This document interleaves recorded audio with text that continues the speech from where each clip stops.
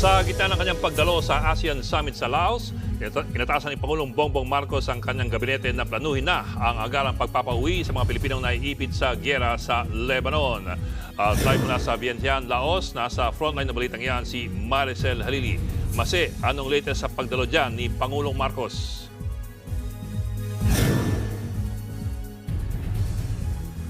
Bok, tinapos nga ni Pangulong Bongbong Marcos ang araw na ito sa pagdulo niya ng mga pulong kasama ang business leaders dito sa Vientiane, Laos. Dito niya isinuot ang kanyang salesman hat at ipinagmalaki ang ginagawa ng pamahalaan para mahikayat ang mga investor na piliin ang Pilipinas doon magnegosyo. Pero bago yan, naisingit pa muna ni Pangulong Bongbong Marcos ang isang Zoom meeting para pag-usapan ng sitwasyon ng mga kababayan natin sa Middle East.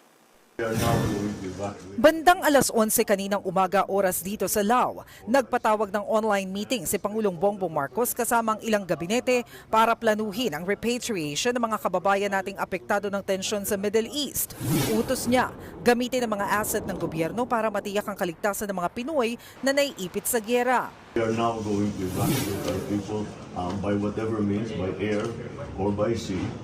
And let's make all the preparations so that malapit na lahat ng asset natin. Kung may barko tayong kukunin, nandyan na malapit na sa Beirut na sandali lang. Basta the embassy gives